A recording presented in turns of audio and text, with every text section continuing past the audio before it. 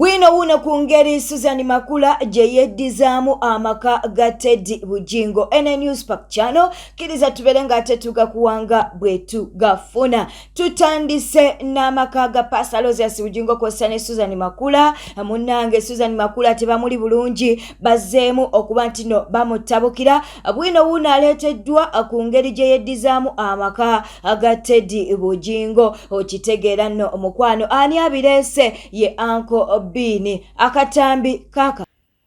kati Makula aleeta eddagala amase alimasa munju eri mu nyumba ya Teddy Teddy bali babugobye mu nyumba eyo kati atuukozza bana olugambo nalwo oluwanvu olugambo zirumpoomera nnyo olugambo mbere ya leero Teddy amala okuzaala bamugamba agendako mu America owummule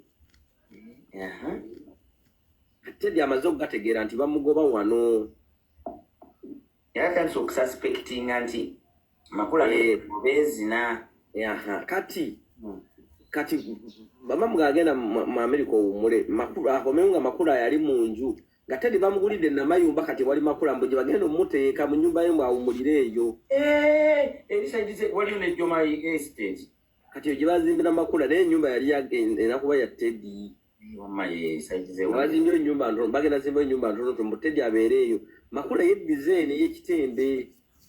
Makula kuvadda yeyagaliza uli yeyagaliza alina okujja munnika n'agamba nti yenkubye jimpi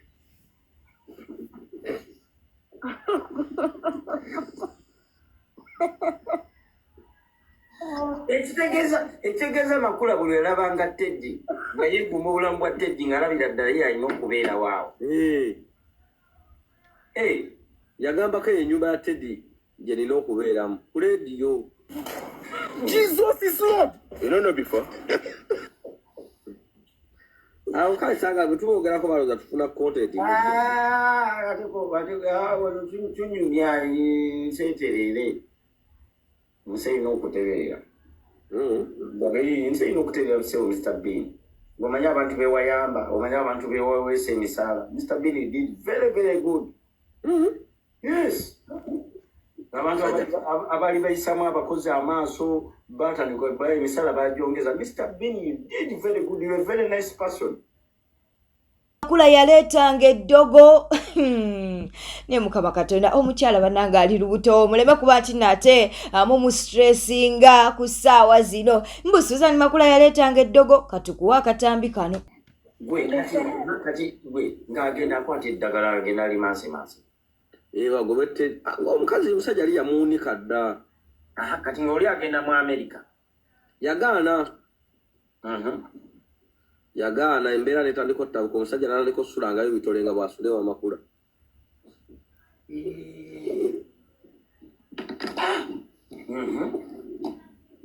n'aliko osulangayo n'asulanga mpaka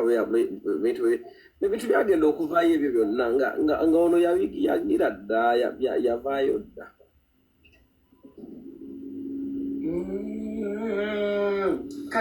kati Teddy ali kuki kyakola kyaki ku Bati Valley ayina endiga ate yatandise n'okugula ettaka mu kibuga bagenda tuteeka kyaki mu kibuga wakati yiika muna yiika ziri 10. I feel so bad for Teddy kize omufani abeererawo omusajja we nga musajja ke kaavu naye mukazi then kino kisire ku ino ekijja I don't know Makula, I don't know Teddy, but bonna when ndaba story I feel sorry, but I feel bad for Teddy. She was there, you know. And she was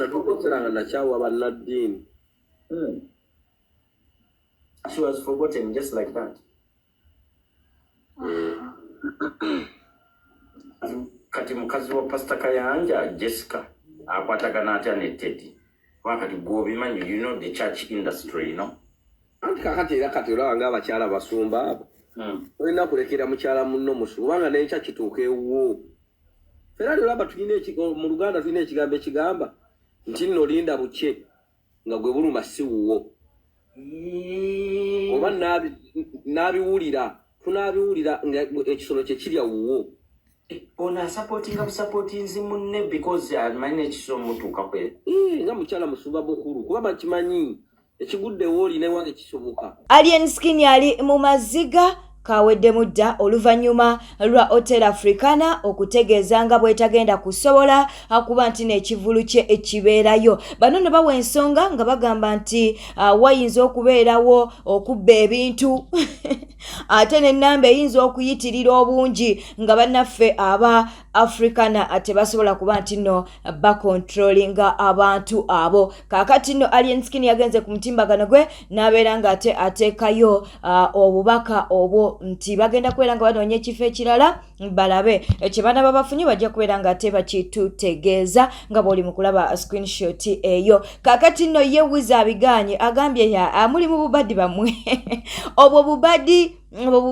bwakwagala kuba nti n'abantu babakwatibwa ekisa musobole okuba nti nomujjuza abantu nga bw'oli mu kulaba screenshot eyo mukwano. Wizo wavuddeyo n'abeera nga ate ategeeza kkiriza tubeere nga tweyongerayo ene News Spark channel kankujukiza okuba nti no subscribinga olikinga kwasa n'okuleka obubaka bwawo mu comment section kambuzeeko ku mikwano gyange bano Mukiibi Javison Nsamba Kevin Charis waliwo Birabwa Harriet Nabirye Justin olw'omukwano gwaffe ayitibwa Maggie Com 1216 RN Ogambotya Immaculate Komuhimbo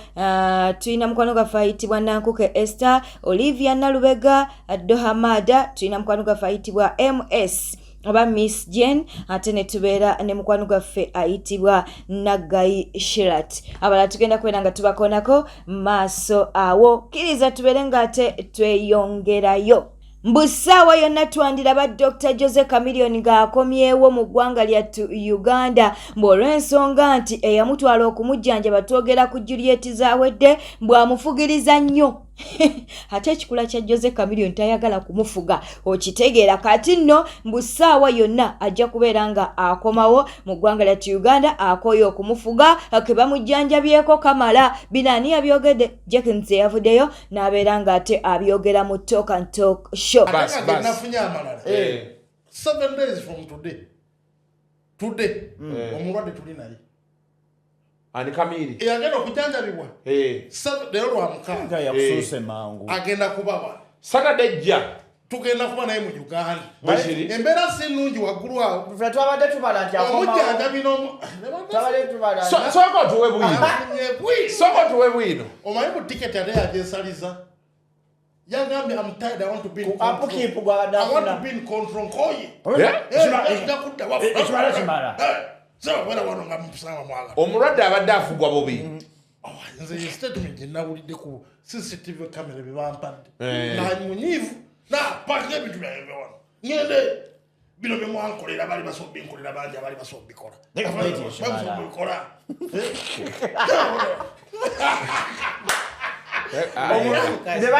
Tasobola kwogera kintu ekyo ku bye bamukoledde. Gajja. Eno ndiva big story. Era tuyinza okulaba nti aba mu party 2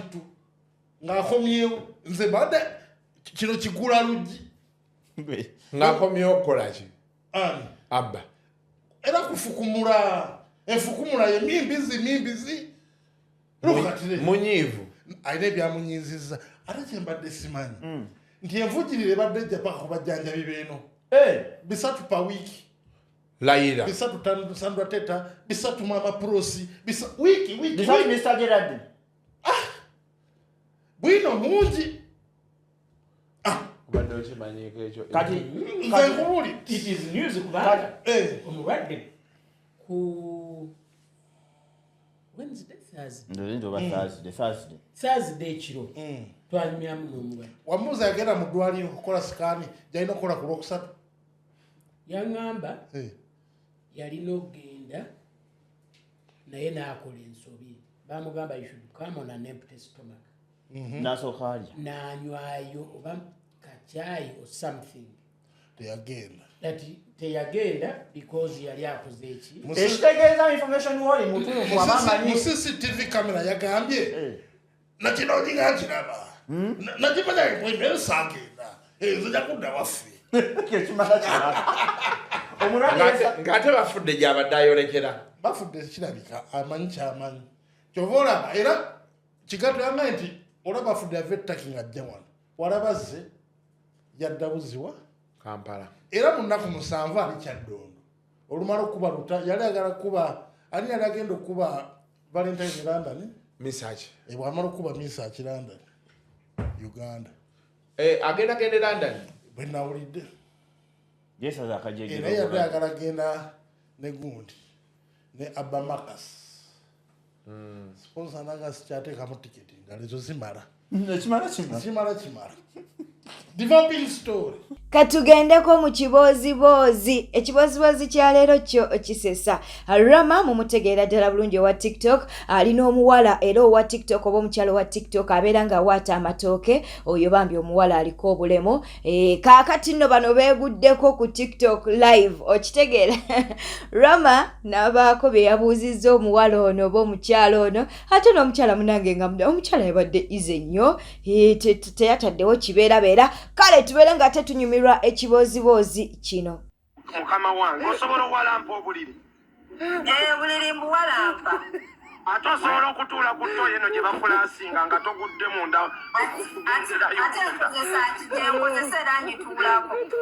kati woogwayo ne bakufulashingirayo naawe n'ogendera omwo netiwaaka olwamugambye nti weegwa kati woogwa mu kannya akatwala obubi naawe ne weefulashingirayo n'ogenda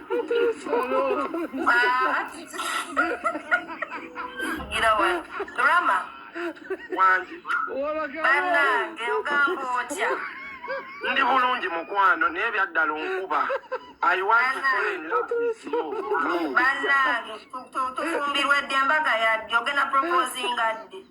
ngenda kupulopoozinga essaawa yonna nzija kupulopoozinga n'ekirala anti wagamba oyagala ba PhD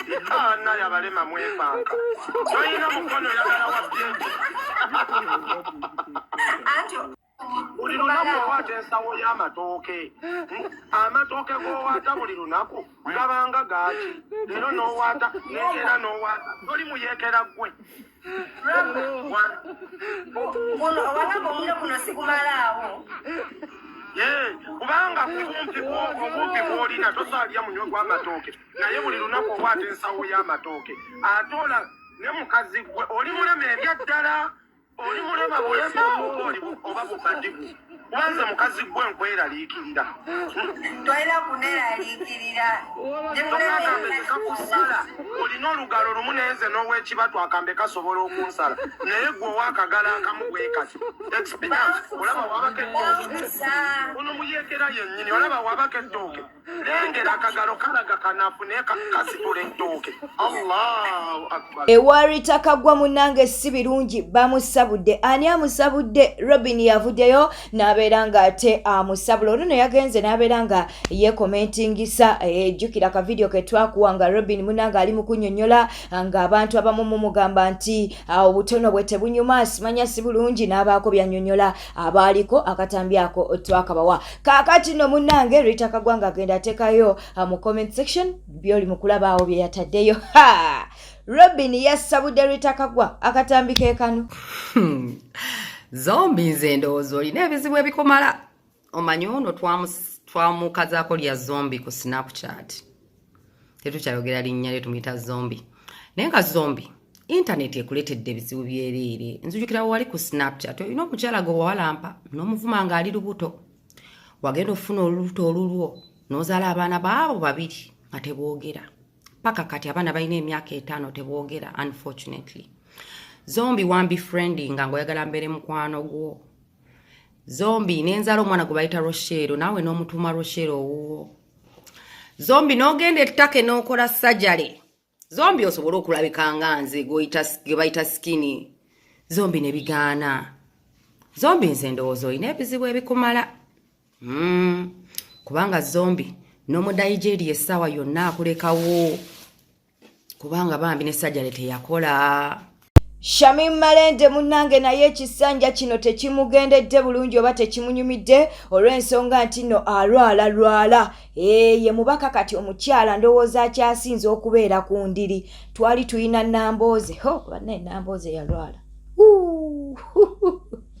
ab'emukono gye muli Nambooze yalwala kaakati nno munnange mu babaka abakyala abasinga okulwalalwala tuyina Shamimu Malende gw'oli mu kulaba oyo munnange embeera ye tennabeera nti nno eterera akyali mulwadde tali bulungi yeetaaga essaala ate munnange asobole okuba nti akomawo aweereze abantu be katukuwe akatambi kano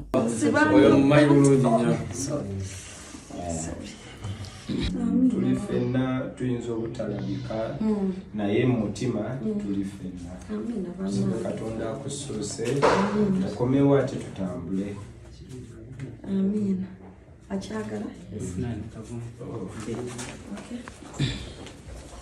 bwete etambudde olunaku olwaleero obadde mulabi mulungi ne Sande eno munnange oyinza okuba nga tompangako ku like tolayikingangako vidiyo yange kikole nga atagenderedde neeyanziza nnyo oyinza okuba nga tokomentingangako ku mawulire gaffe kikole nga atagenderedde ku Sande nobeere nga munnange oleka obubaka bwawo mu comment section naffe tujja kusanyuka tukubuuzeeko mu ngeri ey'enjawulo kitegeera nomukwano naye teweerabira ku subscribinga ate era n'okuba nti onyiga akade ka notification kambuzeeko ku mikwano gyange bano wammanga nga sinaba kuba nti nate nsiibula Mami Shifa tukutumiddeko waliwo Masiko Harriet tukutumiddeko Adija mukwano ogamba otyawe balekuba nti noliko mukutu Anet Mutonyi tukutumiddeko Sultan Lugaba waliwo Rita Sali Namubiru Fiona ne Magi Nancha bwete etambudde beera bulungi